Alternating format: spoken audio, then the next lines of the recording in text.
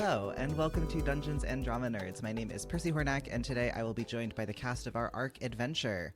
Today we're here to talk about the way our heroes confronted impending doom. Let's begin by going around and sharing names, pronouns if you'd like, and your role in the campaign, starting with Todd.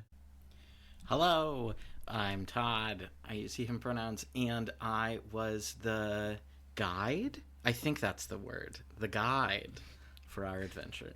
Incredible. Dex. Hi, I'm Dex Phan. I have he, him, I possess he, him pronouns, and I was playing Lemon Sprinkle. Romana. I'm only referring to pronouns as being possessed. I really love the kind of spectral darkness that is I am possessed by these pronouns, and these pronouns possess me too. Anyways, my name is Romana Isabella. I am possessed by the pronouns she and they. The others just haven't had their spells appropriately cast on me just yet. And I played Gorm. Jovane. Hello, my name is Jovane Camaaño. My pronoun possession is of the he and they flavors, and I played Silt. Anthony. Hello, I am Anthony. I am held by the he, him pronouns and the they, them pronouns. And I played the character of Deniz. And last but not least, Nick. Hello, I'm Nick. On my back, I carry gently the he, him series of pronouns, like a tiny baby wrapped in swaddling clothes. And I am, yes, I am going to read what Ro said in our chat. I have not yet been able to exercise from myself the he and him series of pronouns. We're working on it. And I played Twili, whose is he and they pronouns. Thank you all for a fun bit and also introductions. We're in a goofy mood. The bit reigns supreme at Dungeons and Drama Nerds. This feels very appropriate to the vibes of the campaign, if I'm being completely honest, because I feel like many decisions in the campaign were just a series of bits that became serious. Deadly serious. To kick things off, I believe this was a new game to everybody, so I'm curious about what was your sort of general experience of ARC as a game? Some things that I might offer to you as a jumping off point. What was it like to play with real time being a factor in your gameplay? Were there mechanics you really liked? Was anything surprising to you? I mean, I think, for one, it didn't really hit us until the end of the first session that, oops, we really gotta go. Both as a guide and I think the players. Mm-hmm. After our first session, we were all like, ooh, we gotta get moving. Which was exciting and fun. But something that I really enjoy about this game is the rituals that you, the player, have to do in order to reactivate your skills. There's something very fun about the lovely little song that Dex sang for us, the compliments that people use to inspire one another. There's just something very wholesome, but also, I'm trying to put my finger on it, but something about the co-location of what the player is doing and what the character is doing, that's really exciting for me. It sort of encourages bleed, right? Mm-hmm. Yeah. Yeah. It is very cool. Yeah, and I think there is something to be said about how many sort of mechanical aspects there are to this game, thinking about how there is the wide variety of skills and the checks and setting those different, just math, but I think there's also something to be said about so many TTRPGs have these different systems and math and mechanics, and I think there's something really thrilling about just you have to be present to actually sort of engage with some of these in this game in a way that is just so exciting. There are so many mechanics that you're oh really? In other games you're oh, I guess I have to do this thing now to make sure that I can do this thing in character. I have to do this thing as a player to do this thing in character. And this, the way that these sort of rituals set us up, made it fun, and like it also brought a sort of like excitement between us as people. Mm-hmm. I think it's also super interesting to kind of like piggyback off of that like that element of presentness with the rituals also extends in a really interesting way with the kind of like ruthlessness of the actual mechanics of the game. Because like you really only have one die, and even there were moments where I was like, oh, I really need like a wide smattering of opportunities. Like I want to be able to do a range of different things. And like I think it was pretty obvious as I was playing the game that like I had set a certain kind of intention with the character, and then the character really just like took me for a ride in a completely different direction, and I just had to follow it. But there were definitely moments where like I felt at a disadvantage because like when you only have the option of like a 2, and you're like, that is a high failure rate. And like the thing that I find interesting is that one of the core ways of overcoming that ruthlessness is like to give away like your connections with people. Like I forget the name of them again, the major and minor bonds. But like I found it really interesting because like all of us were just like shooting bonds to each other all the time. And I think in a really interesting way, that was another thing that like really grounded you in the world, because like we had to very clearly think about how we could help each other in this very ruthless situation. And like I remember when we got poisoned, that was kind of a really eye-opening moment for me where I was like, oh no. Yeah, so I really do enjoy how the presentness and also the bonds, like I think I was kind of most of the time I'm a little bit hesitant to like really get excited about like relationship based games where there are like mechanized systems to define relationships. Like unless I'm playing one of those like storyboard choose your own adventures where I'm like trying to seduce a classroom full of like beautiful anime girls, like I'm not particularly interested in the game mechanics of relationships, because like it feels much more organic to just like do it with each other. But this time it actually felt very effective and also very well embedded in the actual play. Yeah, and there's something about having to rely on each other because it is such a fixed time game. No one's gonna be good at everything. Like you can only level up dependent on time. And so if you aren't going to be able to max out all your skills, you'll be able to do certain things. You need to depend on the other people to do the other things. I mean, you did max out one skill. Yeah, yeah, and that's why I was like, yeah, give me that. I can't do jack shit for anything else, but if we need to be coordinated and careful, I'm your person.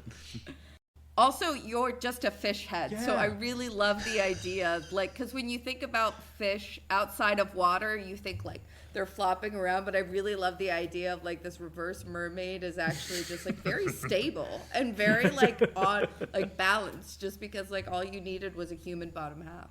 Mm-hmm. Call us up, science. We got some ideas. Yeah, try taking some new ideas, science, you idiots. I'm sorry, that got very antagonistic very quickly. I was just going to say, I found the game a lot, not that I was expecting to not get enjoyment out of the game, but when you open the cover of the book and you like kind of judge it, right? Arc Doom sounds like very doom and gloomy, but the narrative system ended up being a lot more open than I expected. I will say, I don't really know. It's so hard to evaluate in a vacuum, like how good the system was. I'm not sure if I actually liked the system versus I just liked playing with the people I got to play with. Like everyone was wonderful. And did that make the system better than what it was presenting, right? So something I felt like Arc Doom was kind of not missing out on, but taking a different approach to was like, because everything was real time based, it felt like taking time for like narrative detours or to describe how your character was doing something or how your character looked in a certain moment. All of a sudden it added this like stressful component to the role play of like, am I speaking fast enough so that we can accomplish our goal before a doom happens?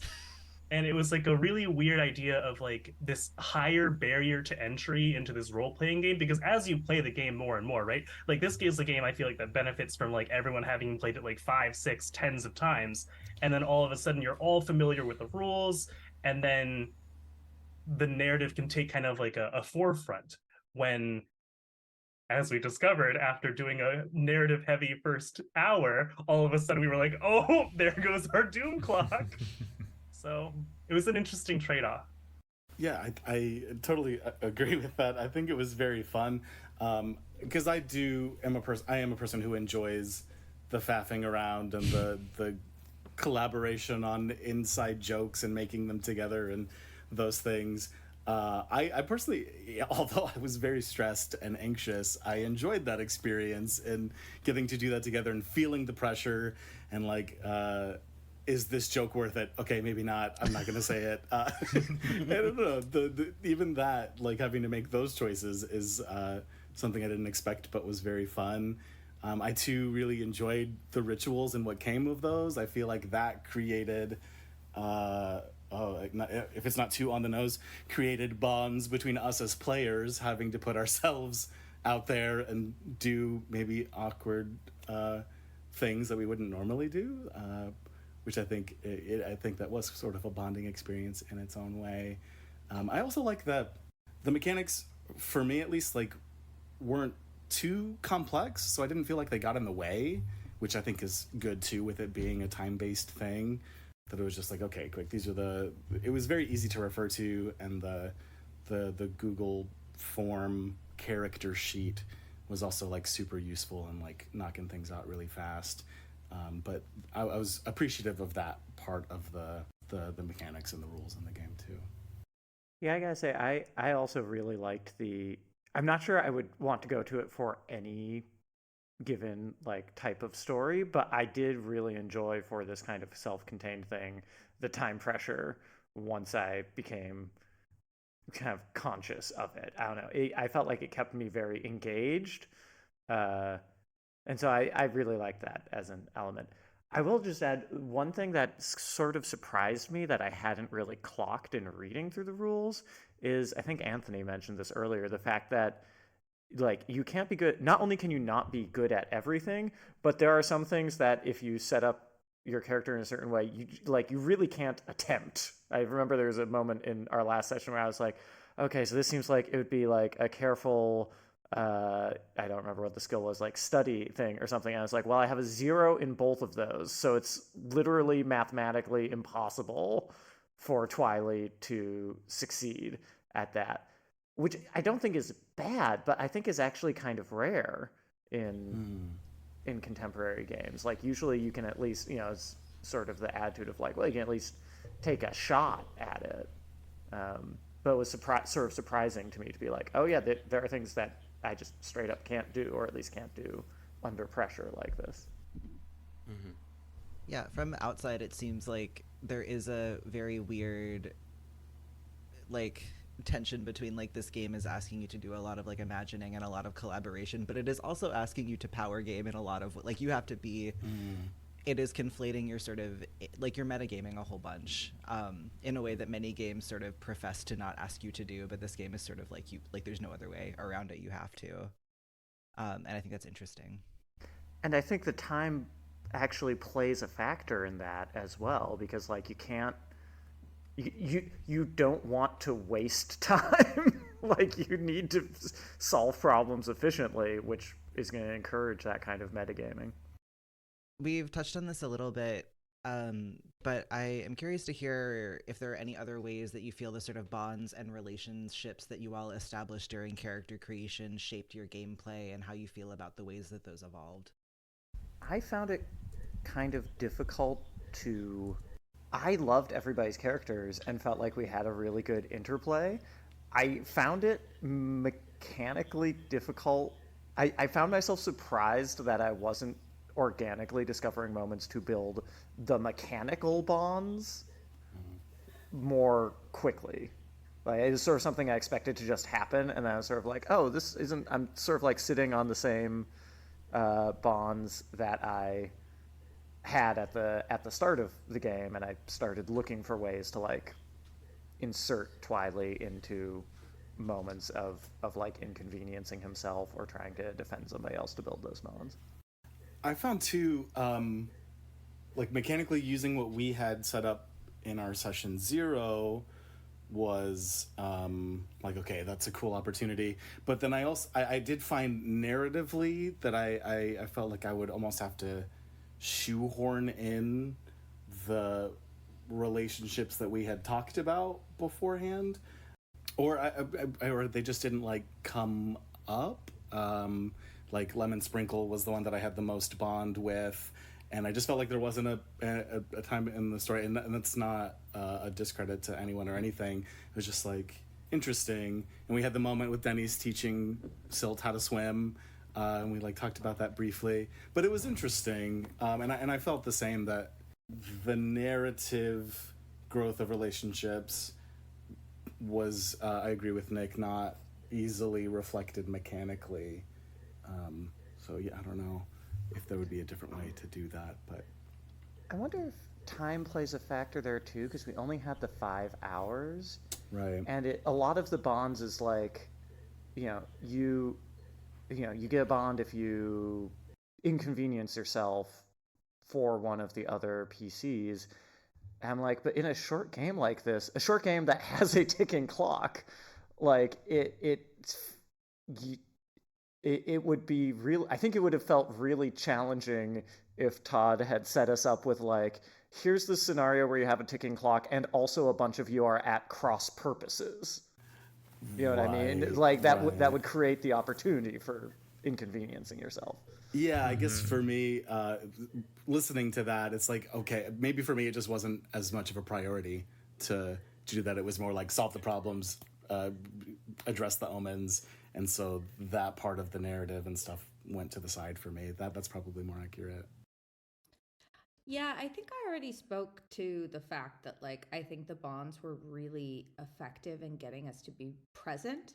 But I also agree with everybody else that I think having like pre-established bonds, I would love to see kind of like an interplay between the bonds. Like bonds is also like a renewable resource that you get with XP. Like I think that would be really interesting, because like I think that some people are like, oh, we like tag team really well together. So like having these bonds going back and forth work. So I think that like that would be an interesting way to kind of manage some of the more kind of like pre-planning that feels shoehorned in later on when the organic kind of interplay has a different direction.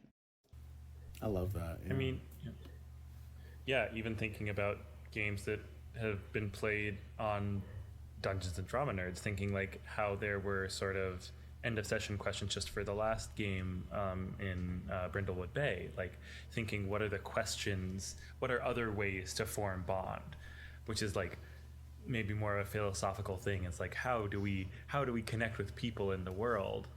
I don't think the only way that we create these sort of like connections that can have like external ramifications is just from putting yourself or sacrificing something.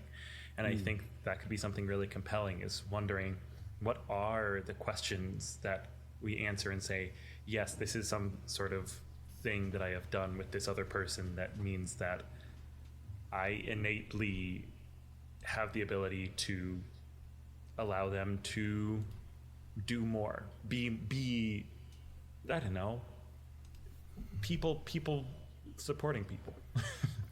Preach. More success. Switching gears a little bit, were there or rather, I'm certain that there were.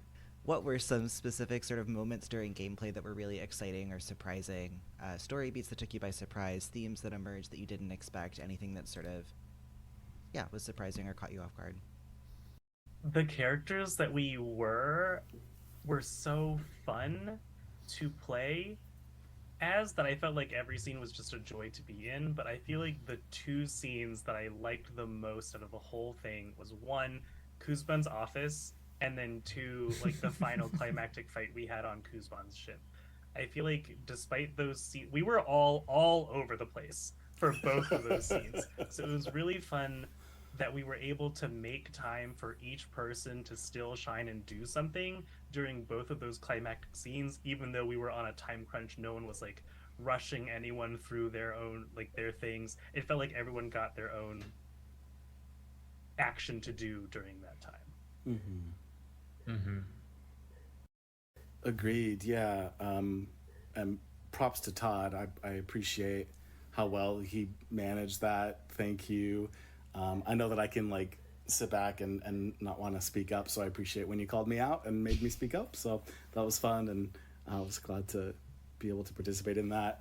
And you totally blew my mind when Silt jumped in the water with the star of Cerulean, and it just like hadn't even crossed my mind to try to interpret the like prophecy poem thing that you shared with us earlier.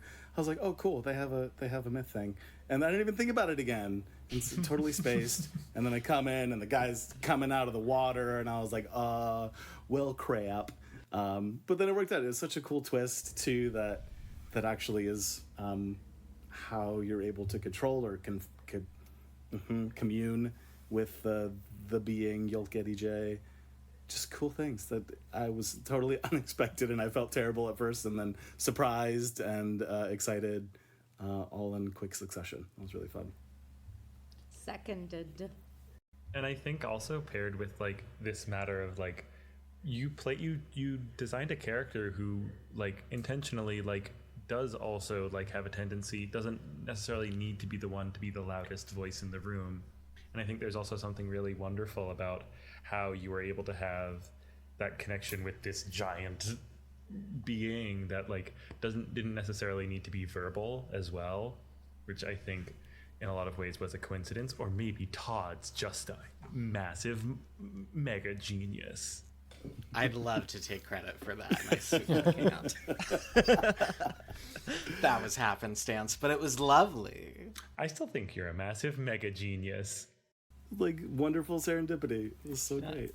I did also really love that final Silt and Yolk-J moment, but for all the reasons everyone said, and also because I think at that point, like, we had a strong enough grasp on the characters and a strong enough grasp on the mechanics that there was a real sense that even though we were all dispersed, I felt like we were all pulling in the same direction, in a way that was really, really fun and cool. I don't remember all the ins and outs of it mechanically, but I think I was giving inspiration. Gorm or somebody had burned a bond for it. We were keeping Kuzban busy. Like, it felt like a nice, really cool, like, coming together moment, even though we were all actually separate. It felt like a Soderbergh, like Ocean's 11, like everybody in their own little frame doing their thing, and then the heist comes together, you know? Thinking back to, I remember we had a conversation at our session 0 that was sort of about, and admittedly our session 0 was months ago, but we had a conversation about just like what it is like to play this game that is apocalyptic in its stakes, that is about averting an apocalypse in a time where like in our real lives there are many things that are apocalyptic feeling happening, and you do not have to speak to that specific thing unless you want to, but I was curious, what is it like to sort of play in a game with these apocalyptic stakes where like your characters are tasked with averting, you know, certain doom? Well, I'm gonna take, I hope no one minds that I take this on because it felt slightly pointed, and I promise you it was not, but also I feel you can speak to it pretty well. yeah, I mean, currently I'm living in a war zone. I'm living in Kiev, Ukraine. It is not an active war zone, but when the entire nation has a curfew, it does have a tendency to feel that way. And when there are rockets coming in, it does have a tendency to feel that way. So, moving on, I do think that what I liked very much about this, and it speaks to kind of like the beauty of that Silt moment in a lot of ways, there was something very wholesome about this entire campaign that I didn't realize how much I appreciated, because there is a cognitive dissonance that happens when you're living in interesting times. And I think I really, really liked the kind of, I liked how present the game kept me while also giving me a little bit of escapism, but I think that speaks more to the talents of Todd as a storyteller. So I'm just very, very grateful for that. Oh, thank you. I know that during that session 0, there were a bunch of different things that came up, both from you, Ro, and also, I know, Anthony, some things were happening in Turkey at the time that we were talking about. And so I think it was Romana, but someone had said, like, what if it's an Emperor's New Groove sort of apocalypse? And what if, you know, people are turning into animals? And, like, there were a bunch of different things that people were excited about, but, like, what if it was a sort of banal end of the world, or end of a world? And so that's why we got focused on, like, the mayor, and, like, what is the city government doing, and, like, gentrification. And those things, I wanted to look at, like, a tiny apocalypse, and, like, how can an apocalypse come to a small community? What might that mean? To give kudos to, like, the people who wrote Arc Doom. Again, Arc Doom sounds so, like, threatening and doomy and edgy, but, like, going in, I think they even have some mention of that in the book, where it's like, the Doom can be anything. The Doom doesn't have to be, like, this, like, apocalyptic level of stakes. It can be, like, the Doom could be a wedding you have to go to. It could be a dinner party. Or it can be the rise of an elder god. Like, all of these things can be a Doom, and they were just like, a Doom is whatever your party needs it to be in that particular moment. I thought that was, like, a surprise. Again, like, the book was surprisingly wholesome. The whole thing. Art was beautiful. I think, again, the reality of the time crunch made that feel actually much more precious to me in a weird way. This is the first tabletop game I've played in a very, very long time where I felt viscerally the fact that we, the players, could lose.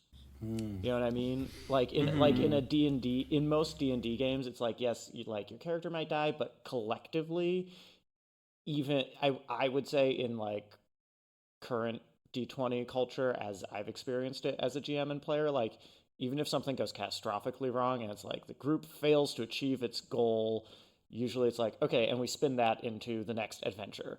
But here's like, boy, if that clock runs out, we just lose. Like, straight up, that's it. And like, yes, maybe use as a seed for the next adventure, but it's a much more like concrete fail state than most tabletop games have. And in a weird way, I think that actually made me feel much more attached to the world and these characters. You know, it really heightened the stakes in a very gut level way. And I do think there is something to be said about like how these dooms scale. Thinking about it being in a fixed, the game happens in a fixed amount of time. I think while Nick, I did similarly feel oh shit, when the clock runs out, it's out. But I think there's also something really compelling about when we beat the clock and like wondering what is the next clock. And like, I think maybe that's just a part of like really enjoying the characters that we found and like figuring out what happens to those bonds, those relationships. Like, how do these characters progress in the next Doom? Is the next Doom going to be bigger? Is it going to be more mundane? Like questioning, where does this go? And while still sort of cherishing like the really wonderful, like compact, there is an end. It is kept here. And we have done the thing, or hey, we didn't. And that's cool too. I was kind of looking forward to, and I'm glad that our story happened the way that it did.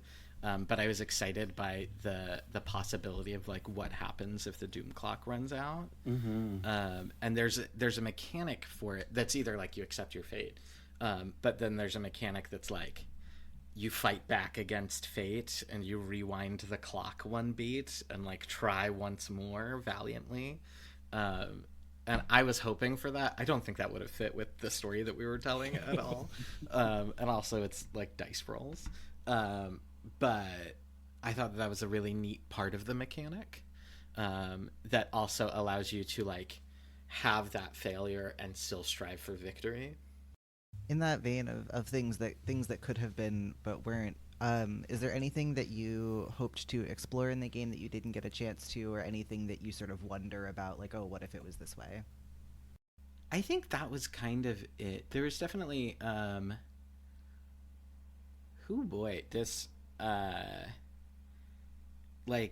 Momados has a very strong like plan stuff, but don't get attached to any of it because like who knows. And I like gave y'all a bunch of information about like Kuspan and the Cerulean Star, and y'all were like, let's get the Cerulean Star, and I was like, I did not prepare for that at all. I thought you were gonna be mad at the guy who turned Glenn into a turtle. And so I was like very prepared for that happenstance. And so I don't think that there was anything that I planned that we didn't get. There was like maybe like what happens if you followed Kuspan down the hole, which is fine. And I think wound up in like a much better space anyway. But I was big on like giving you choices that did have different consequences and allowing you to find like, what do you want to do? What are you excited about? I know I kind of wanted to engage more with like the game's magic and technique system. I don't know if it was just I didn't read it carefully enough, but from what it seemed like, we just acquired the techniques from the point buy system at the start of the game and our spells, and then I wasn't exactly sure how to acquire more. And I thought that would be really interesting to have more things where you'd like have rituals to do or something like that. So like in a future game, I might like look into more spells and see what to do there. But because it was a very interesting mechanic, as everyone's already. Yeah, I loved those. And with the point buy, like if you wanted to like pick like the top one of the like the most expensive spells or techniques, that was like the only thing you got. And I was like, dang, I really like all of these. I want all of them. Similar, I just like to explore. Like I do want to jump back in and see what another iteration of this looks like, and like because I think there was a lot that is left on the table when you have such a constricted frame in which to play. Fun stuff. Yeah, I do feel like, in addition to the kind of character stuff that we talked about earlier, wanting just more time with these characters and a little bit more time to like see how they bounce off each other, I do feel like the game offers enough stuff that it the game offers a lot of stuff that probably you can only really engage with in its like longest form versions, like learning new spells and techniques and stuff like that. I don't know. It would have, I feel like it would have had to really be like rushed in there in the time frame we had, whereas if we were playing, I don't remember what the longest sort of suggested thing is, but I think it's like the clock ticks every hour and a half, or maybe even like once every session or something. You know what I mean? Like doing the same game on a much longer time scale, I could imagine getting to play with more of those things. Todd, do you have any questions for the cast? I don't know that I have anything very specific. I guess, are there things that you wanted to explore in your characters that we didn't have time to? Like, are there Are there things that you were looking forward to? I know that like we were gonna add Gorm's whole harem eventually of all of Gorm's turtle boyfriends. But yeah, were there things that you wanted to explore more of? More of Gorm's harem. That's the only thing I want to see. Turtle harem, turtle Yeah, harem. always room for more boyfriends. More boyfriends, that's it. Everybody's jealous of my 100 boyfriend. I found myself, yes, boyfriends, but also, I got really invested in the idea of Silt, and so I kept thinking about these like different ideas about possibilities and about their potential origin. And yet, when we finished the story, I felt like fully satisfied. I loved the arc that Silt experienced, and so I've both said Doom and Bond's an arc. So I loved the arc that Silt experienced and the very unexpected but satisfying direction that it went. So I don't feel unsatisfied in any way. There is one thing I did want to flirt with, which Dex, in session 0, you said something Which about... was the boyfriends. all of the boyfriends. Dex, during session 0, you had said something about, like, one of the rumors about Lemon Sprinkle was that Lemon Sprinkle was really tough, but also that Lemon Sprinkle might be death itself. And I was really intrigued by that idea, and I didn't know how to, like, bring that up without being like, hey, Lemon Sprinkle, in this moment, are you a harbinger of death? Are you the Grim Reaper? But that was something I was really curious about, trying to like find a way to play with. Like I was really excited, Anthony, when we found a time for the giant squid. Like that was something that was on my bucket list, and I wasn't sure how to work that in. And then like we had that moment, and I think that was really lovely. But a thing that I wanted to play with for Dex was like, in which Lemon Sprinkle is an avatar of death. I felt like I got plenty of opportunities to like play Lemon Sprinkle. I'm very happy with how it turned out, so I don't feel like we missed out on anything there. Cool. Cass, do you have any questions for Todd? Was there any world in which you anticipated us figuring out the Star of Cerulean trick, or was it clear that there was no way we were going to figure out that if you put it in the water you can control?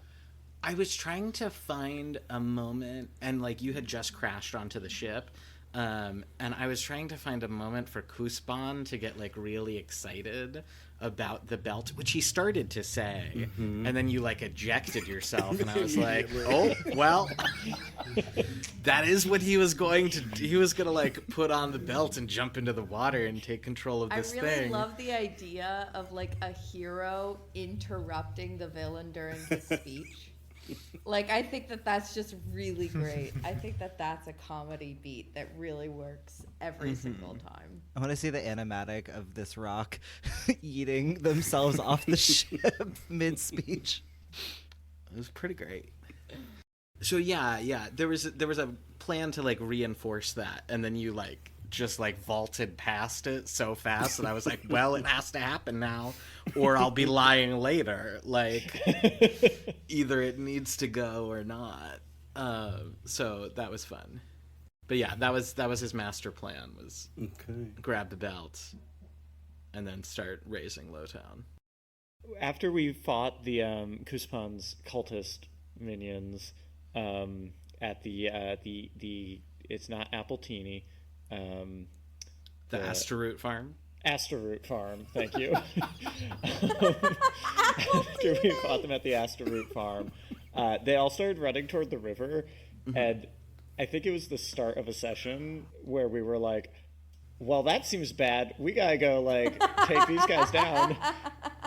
Was anything actually going to happen when they got to the river? I think they were gonna like jump in and be excited about the hand or something, but like that was it. But you all were like very set on like, we must stop them, and I was like, okay. And that burned through an hour of combat. Poisoned. I know. You all got poisoned. We did need a way for you to be unpoisoned, which I hadn't thought about when I created a creature that could poison you. I just like pulled that character, but yeah. I really like the idea how like we had the opportunity to meet. I don't know. I think like if we had let them just run away and go into the water, like we probably would have like talked to the aster roots and like had some sort of farm interaction. But I really love the idea that all of us were just like, no, leave no survivors. That's how we get the job done. You don't leave survivors. I just assumed something bad would happen if they got to the river. I was like, there's got to be some further step here. I know. I was the exact same way. I thought it was dangerous. I thought we had to stop them.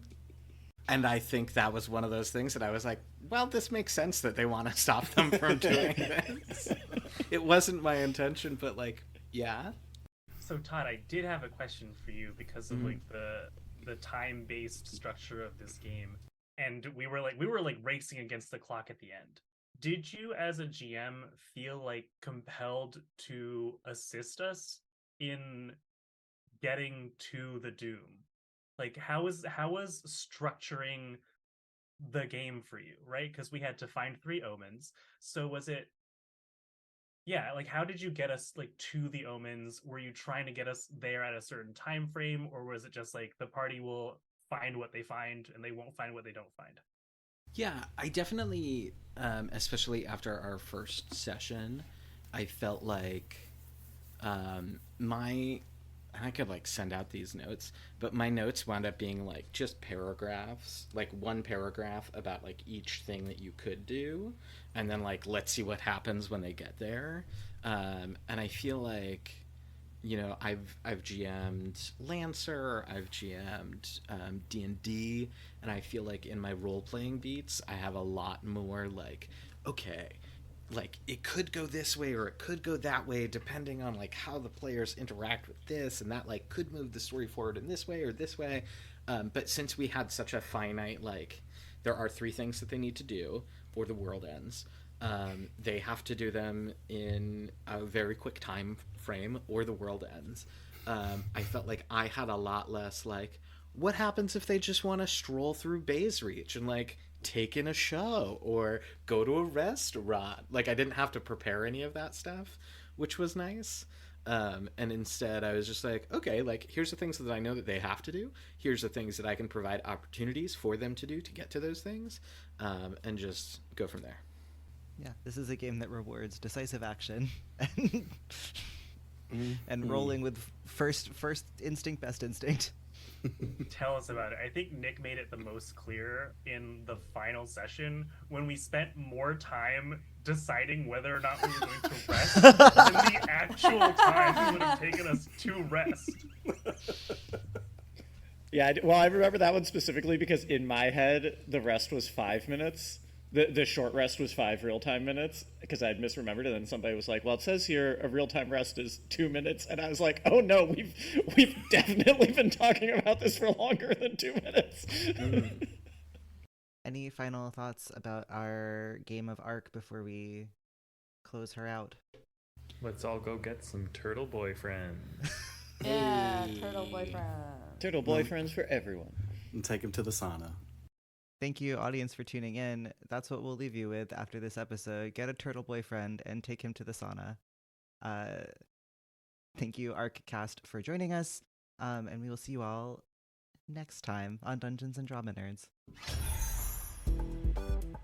Dungeons & Drama Nerds is produced by Todd Brian Backus, Percival Hornak, and Nicholas Orvis. And this episode was mixed and edited by Percival Hornak. Season 3 features contributions from Christopher Diercksen, Ben Ferber, Kory Flores, Tess Huth, Romana Isabella, Leo Mock, Jon Jon Johnson, Dex Phan, and Anthony Sertel Dean. Our Arc campaign features Jovane Camaaño as Silt, Anthony Sertel Dean as Deniz, Romana Isabella as Gorm, Nick Orvis as Twili, Dex Phan as Lemon Sprinkle, and Todd Brian Backus as the guide. If you'd like to help us continue exploring the intersection of theater and tabletop role-playing games, consider leaving us a review on your podcast app of choice, or supporting us and getting access to our patron-only bonus content at patreon.com/Dungeons and Drama Nerds. You can find all our social media and website links, including our cast bios, at the link tree in our show notes. And be sure to tune in next week for another episode of Dungeons and Drama Nerds.